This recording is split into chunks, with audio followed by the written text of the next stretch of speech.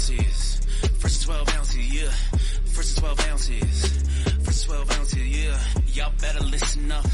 This sports talking tough. So if you got a cup, go on and raise it up. I'll raise one with you as we talk about the sports. It's raining stats and rumors. Let us give you the report. This is First 12 ounces. First 12 ounces, yeah. First 12 ounces. First 12 ounces, yeah. Good morning and welcome to Coffee Cover 2. Wow, what a weekend of a bye week. If you needed a bye week, this was the week to have it because teams were falling. Well, hey, let's be honest. When the big dogs sit out, everyone else falls apparently. Because the last time we had a bye week, there were a bunch of teams that lost that probably shouldn't have. Yeah, you're absolutely correct on that one. And man, some of them fell in epic fashion. Some of them survived. Tennessee survived against the UK. And what was a dogfight. We were talking about that just before we got on. And Bo pointed out with his extensive college football knowledge, Dylan Sampson breaking a how old was the record again? I think it was 95 or 96-year-old record at Tennessee for having the most rushing touchdowns last season. Most rushing touchdowns in the season. So, and he's still got 4 weeks left to, even gap that. So, who knows the next time that'll be broken? Unless you get an Ashton Jeanty Jr. in there and rushes for 12 in his first 3 games. But yeah, absolutely. So Tennessee. We'll start off with that one. Tennessee walks away with it 28-18 in a dogfight. It was a complete dogfight throughout the whole game, and they ended up pulling it out.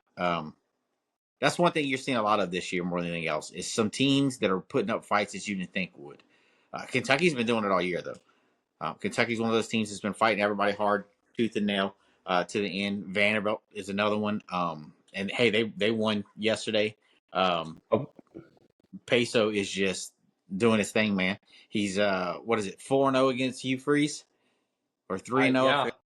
I forgot what it is, but I know Hugh Freeze joked before the game and he said, "Hey, I'm sick of seeing this quarterback. I'm sick of hearing about him. I'm sick of playing against him," and he lost to him yet again.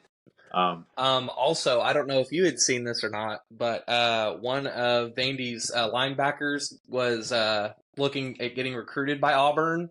And the guy who recruited him told him to have a Merry Christmas to him and his family. Retweeted that text he got from him and then said Merry Christmas on top after they beat him by 10. That's awesome. That is awesome. Yeah, I think it's something Longwell or something like that. I think it was his kid's name. Yeah, Chauncey that was 2 years ago. It's hilarious. Yeah, Chauncey texted that to our group too, and I saw a little bit about it, but I was like, "Damn, that's funny." That is funny. The Big 12's wide open as well. My God, they're just beating each other up in that conference. We talked about it as well. Iowa State falls to Texas Tech. Baylor and TCU were in a shootout last night. Baylor gets a win over TCU. I was going to say most of the night games last night, every single one of them was a close game down to the wire. So if you love good close college football. If you turned on the TV from 7 o'clock to midnight last night, there were shootouts, every single one of them, pretty much down to the wire. Yeah, you were scratching your head going, what is going on here? What is going on here? USC falls again. Wow.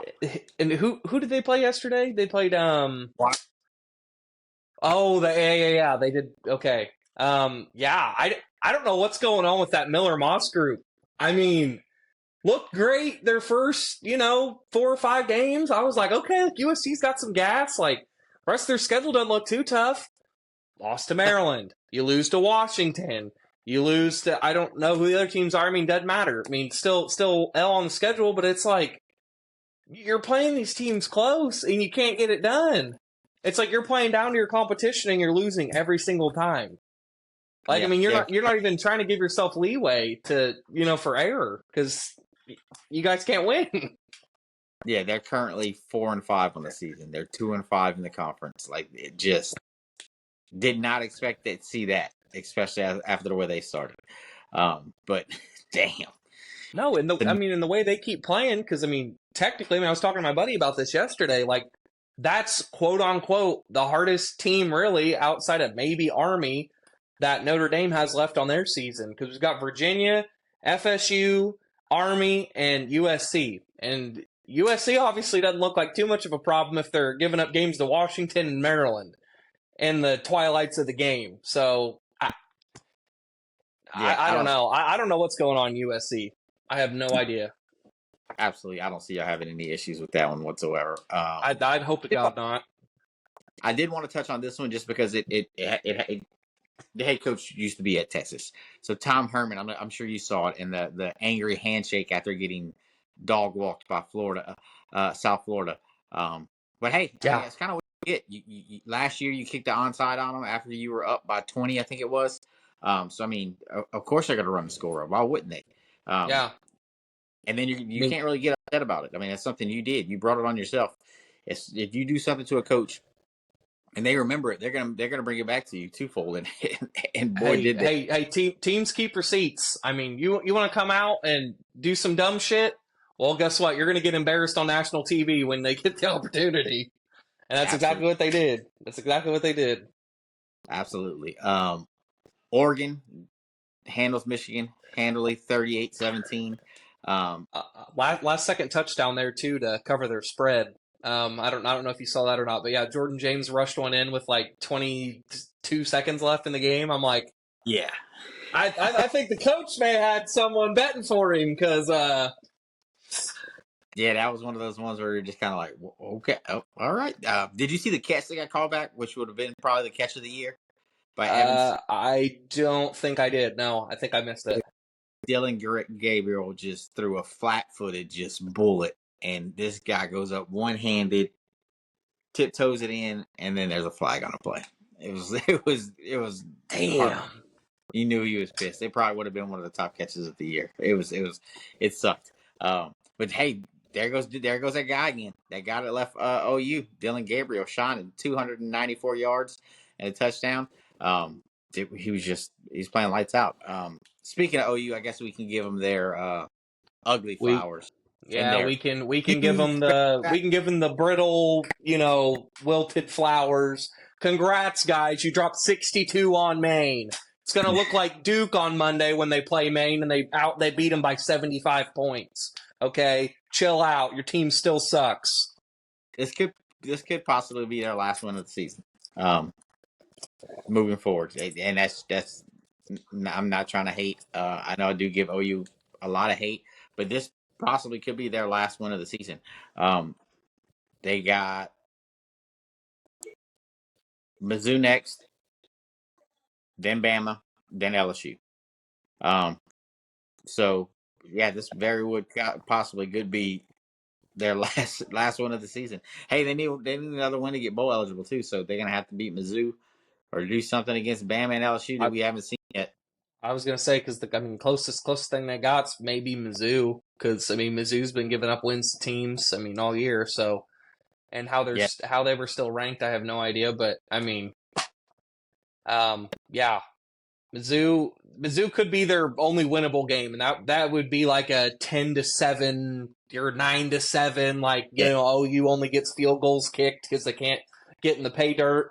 I don't know. I think that's about their only winnable game, because I don't think they contain Bama, and we've seen what LSU can do when they're firing on all cylinders. So absolutely, it should be interesting to see how they finish the season. Hey, maybe they roll off 3 wins in a row. Oh, this would be. You never know. We've seen crazier shit, like Navy losing to Rice University yesterday. But absolutely, one of our charter schools falls yet again. No one saw it coming. And then, like you said, also you text the group and you said, "Hey, man, what's going on with Army?" Army had a slow start, but they ended up pulling it off. They're a week away of playing your Irish, so might be setting up to be another good one, but we'll see how it falls. What is going on with Carson Beck? Another game with 3. I saw that, and I think Georgia is gonna kind of get like one of those teams like we've talked about for the last 3 weeks. Your losses will catch you eventually. You're flirting too much. Same thing, honestly. I know I'm diverting a little bit, but same thing with Miami. They keep flirting. I know they ended up winning outright at the end of the game. They were flirting that whole game with Duke. You can't do that. You got to go in there, smack them in the mouth, and win. You could throw for fucking 350 yards. I mean, you're doing too much. It's like Nuss. You're trying to make too many plays, and you're throwing the ball in spots where you shouldn't. If you think you're gonna get sacked, chuck the bitch out of bounds. Who cares? Your passing percentage looks like shit anyway, and your QBR is already at fault because you're throwing picks every week, buddy. You're looking like Aiden Childs out there. My God. If it ain't there, hit your check down. If your check down ain't there, get rid of it. Stop playing with fire. Stop playing with fire. They do end up pulling it off, though, 34-20 in a super close one. I think if Florida's quarterback doesn't get hurt, it very well could have been a different ballgame. I was going to say, he was playing lights out, and they kept it close till what, like end of the third quarter? Yeah. And it's just they capitalized on interceptions when they needed to, and they ended up pulling it off, kind of like they did in Texas. They made when you capitalize on turnovers and the other team doesn't, then it's going to cost them, and that's exactly what happened in that game. Texas does have Florida next week, so it should be an interesting one, especially seeing who's going to be a quarterback. Because they couldn't throw the ball with the little guy that came in from Yale. They weren't confident in him throwing. They weren't letting him throw. So Texas will focus on the run and probably shut that down. But we'll see. Who knows who will be playing? One of the other big ones we had, Ohio State, Penn State. I asked this on Twitter. Is it time to move on from James Franklin? He can't win these games. He hasn't won these games. He had an opportunity to win this one and just didn't get it done. How many times were they in the red zone? I think three or four times in the red zone. They settled for field goals every time. Yeah. Yep. And they couldn't capitalize on it. So I think it's one of those things, though. I mean, you look at his track record. I mean, at Penn, I know he's not winning the big games, but I mean, at least getting you a bowl game every year. I mean, I know that's probably not what you want. You want to make the playoffs, of course, but I mean, well, especially now with the 12-team format, I mean, you have a better chance at making the playoffs. But I mean, if you're going, 10-2 every year, I mean, you can't really be that mad. I mean, I know as a fan base you're pissed, but like from the standpoint of like the school looking at a successful coach, I mean, really, he's losing you a game or two a year. Yeah, I mean, and set, like you said, and setting on the playoff bubble. Because I mean, if they only drop 2 games, they'll be one of those teams that are looking to get in, and probably will get in. But his fan base is getting upset with losing these games. I mean, you saw it at the end of the game. I posted it on Twitter on our page. One of the fans calling out James Franklin, and then what I thought was stand up of Franklin was he acknowledged it in the press conference. He said, "Hey, you know what? You're gonna get it. You're gonna hear it. You're gonna have to deal with it. It's part of the job." So I was like, "Oh, okay." Where most coaches would have probably kind of avoided it or probably thrown the fan under the bus. But he's like, "Hey, man, you gotta be able to answer these questions when you put yourself in these situations." And we did. And he's like, "It's part of the job." So I was like, "Oh, okay, Franklin. Okay." We did talk about Miami a little bit. They were playing with fire for a good while. Duke was playing lights out for sure. Duke played really well yesterday. I will give them their flowers there. They were playing really well with Miami. Yeah, Malik Murphy. Considering how bad how good and explosive they can be, especially with Ward finishing with, I think it was 400 passing yards, 5 touchdowns, something like that. Yep, he was 25 for 41, 400 yards, 5 touchdowns. Yeah. And at one point it looked like that he was going to give the game away because he threw just an atrocious pick, and I was like, oh man, here we go. Did he have 1 or 2 picks yesterday? He had one pick. One pick. Okay, just the one. Okay. It was a horrible pick. Malik looked good, and then there's 3 turns. You can't turn the ball over 3 times like Malik did in that game. One thing I did want to touch about that game. Did you see the punch? I don't know. I don't think I did. I was watching that game for the most part, but I guess I didn't see that. I'm sure they're gonna look at this and they're gonna kind of make some kind of ruling on it here in the near future. He went to punch the ball out and hit nothing with the dude's helmet, and the dude it looked like he stunned the dude with a punch in the face because the dude fumbled the ball still. He kept the ball, but it clearly caused the fumble because he got punched in the mouth, and a hard punch. But he was going to try to punch the ball, but he hit all face masks. Like if you get a chance, go look at it. He lit this dude up. Lit this dude. I was like, oh, they showed the replay a ton of times too. I was just like, man. Like we did talk about Iowa State falling too. Was one of the teams that fell. And Clemson. A top 10 team fallen. 33-1 to Louisville. And Iowa State was ranked 11 or 12, something like that. Yep. So I mean, you had 2 top 15 teams lose yesterday to unranked opponents. And Kansas State as well. Kansas State also dropped to Houston. The Big 12 is wide open as well. The Big 12 is one of those schools one of those conferences that everyone's kind of shaking their head at. So we'll talk about this one that we were also talking about right before we got on. Ole Miss is kind of let people know, hey, we're still around here. 63 yards. Jackson Dart was 25 of 31, 515 yards and 6 touchdowns. Lane was like, hey, we're running it up. We were running. Yeah, and one of their receivers had 8 receptions, half of the passing yards he threw, and 5 of those touchdowns. Yeah. Watkins insane. Like he said, Watkins had 8 receptions for 254 yards and 5 touchdowns. Like, man, just doing their thing. Like, whoo.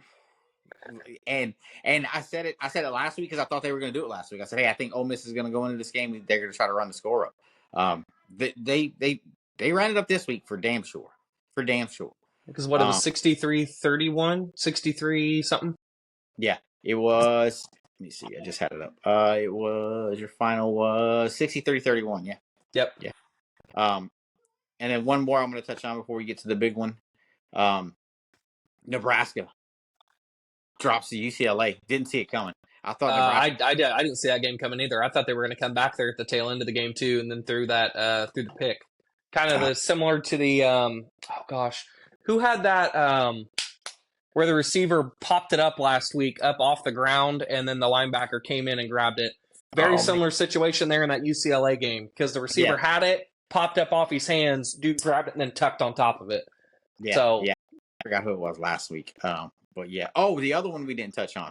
The one that I picked. I've been high on them all year. I've been saying it all year. The Pony Express of SMU with a big win on Pitt. Yeah. Never would have expected that. I don't want to say it was contributed to their quarterback play, but I mean, their offense couldn't get anything going. I mean, they were 3rd and out every single drive almost. So I mean, they couldn't get their offense rolling, and then they couldn't stop SMU's run game. I mean, at all. They ended up winning, I think, by 30 some odd points. I think it was like 40 something to 11. Yeah, it was. They just handled business for sure. Hammered them. Now we'll touch on the one that broke a lot of people's hearts, but I knew what was going to happen. I called it. Well, we both did. I mean, I know who I picked. I shouldn't have, and I even said it. I said, hey, that South Carolina's winning this damn game, but I'm going to roll with A&M just to be devil's advocate here and kind of roll with the hot hand. And guess what? Bit me in the ass because A&M sucks.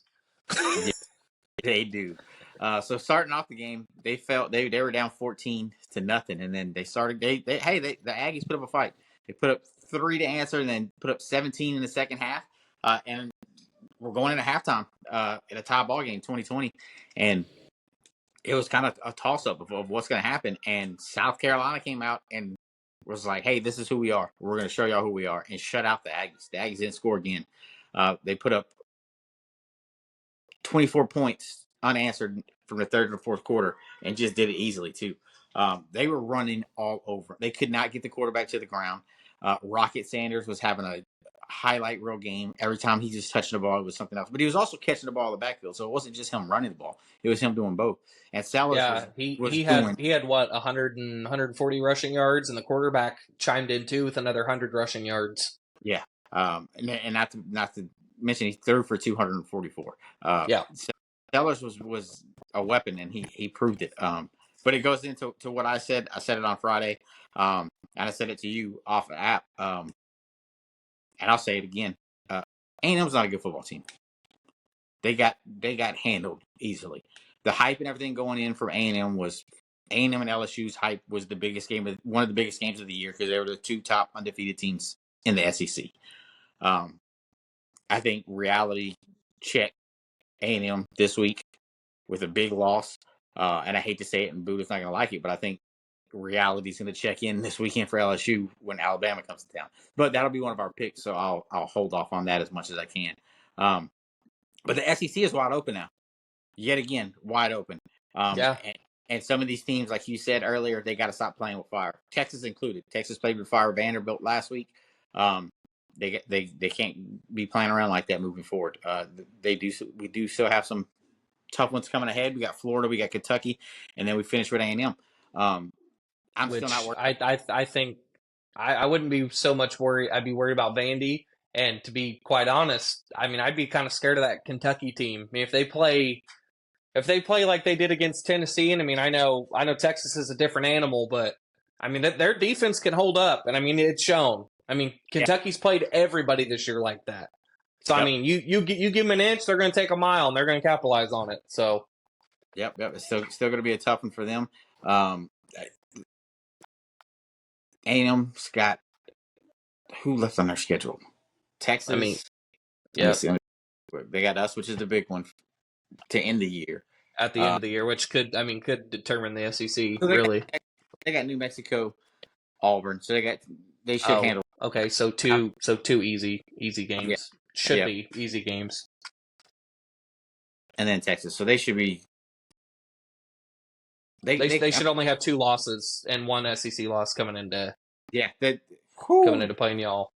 Ranking comes out Tuesday for the college football playoff, so it's getting down to it. And it's going to get interesting where teams end up, especially in the SEC because it's like I said, it's wide open. You got teams that are sitting on 1 loss that are probably going to get 2. There's going to be probably multiple teams in the SEC with 2 losses trying to get into the college playoff. And then you got to think. You got some Big Ten teams too that could sneak in there because like IU hasn't lost yet, Oregon hasn't lost yet, Ohio State has lost. I think 1 game. Yeah, they lost. Who they lose to? Oregon. Yes, that's right. So yeah, they lost to Oregon. So I mean, you could have some teams with 1 loss in the Big Ten trying to fight in there too. Because I mean, most of those teams in the Big Ten I just mentioned are all top 15 teams, and obviously the consensus AP number 1 at the moment. I'm not going to hype up Oregon too much, but because they play with fire too much, I don't trust Gabriel. But the ranking's going to get interesting, to say the least. Absolutely, and we will be live on Tuesday, guys, for the college football rankings to break them down and see how they fall. But next week, the big one next week, I guess, is probably the biggest one for the college football playoff is going to be Bama. Bama versus LSU. Because essentially whoever loses is going to be out. They will be eliminated from contention. And then, I mean, you still got... Unless some teams fall and get some big-ass losses. But, I mean, realistically, after that game, it should be it for either one of those 2 teams. Yeah. Because looking at it in the SEC, you still got Vanderbilt's setting on 2 losses. You got Ole Miss counting on 2 losses. You got Bama and LSU counting on 2 losses. So if LSU does drop this game, they still only got 2 losses with a possibility to maybe sneak in. But I don't know if a 3-loss team will get in. But probably not. Then Vanderbilt's probably not going to get in. So we could probably eliminate Vanderbilt from that thing. But still, it is going to be super tight in the SEC. Because Tennessee's still marching around. Tennessee and Vanderbilt are going to collide at one point. And it's going to be a tough. Tennessee is riding off Dylan Sampson's back right now. I mean, Nico played decent yesterday, but Sampson was the reason they won that damn game. And then, I mean, that sets up another big one. So they got Mississippi State this week, which shouldn't be an issue for them. But then they got Georgia. Another big game for Georgia. So either one of those, they're both sitting up at the top right now because they both only have 1 loss. So, and then that could shake around some stuff there in the SEC. So I mean, you drop Georgia down to two loss team, or you drop Tennessee down to 2-loss team in the SEC. So it's it's getting interesting here late. Yes, Super it interesting. is. And the way this year's been going, who knows what is going to happen? I don't. It's going to be tough. It's going to be tough coming down to the end of it. And in all conferences, really, this year's college football is wide open more than anything else. Moving forward, I'm interested to look at our brackets too. We'll pull out our old brackets that we made at the beginning of the year for Tuesday as well. I know mine is pretty much destroyed because mine is shot as well. I had Oklahoma State way up there, and they've kind of shit the bed this year. Other than that, I had Memphis in there, and I think up until last night, I think they were still like somewhat in contention, but obviously not anymore. Yeah. Other than that, that's kind of all we got for y'all this week. I mean, it was a bye week, so we really didn't have much. Trying to see if there's anything else. That's pretty much it, guys. We'll see. We'll do the podcast on Tuesday. We'll drop it beforehand, and then we'll do our live for the rankings with you guys and break down everything that we see and where they wind up and get into it. It's going to be an interesting week. First college football rankings, and then we got some good football games this weekend. And then also we get to start college basketball Monday. Texas and Ohio State in Las Vegas for the Hall of Fame Bowl, or opener or whatever, Hall of Fame game. I forgot what it's called. Yep. Which I didn't realize that's a series. So they have a series in Las Vegas and Philadelphia with other teams from all around the nation. I was like, oh, okay. The big one in Las Vegas is because the women's South Carolina takes on, I forgot who they take on for the day game, and then it's Texas Ohio State. So we'll see what Texas bringing to the table this year with all those transfers they got coming in. Some of your guys are now wearing the burnt orange, so we'll see how it plays out. Other than that, you got anything else for them? The only thing I'm going to say is when basketball season kicks off, hook 'em. Hey, there we go. Y'all have a good one. We'll catch y'all on Tuesday, guys. Hook 'em. First 12 ounces. First 12 ounces, yeah. First 12 ounces. First 12 ounces, yeah. Y'all better listen up. This sports talk talking tough. So if you got a cup, go on and raise it up. I'll raise one with you as we talk about the sports. It's raining stats and rumors. Let us give you the report. This is First 12 ounces. First 12 ounces, yeah. First 12 ounces.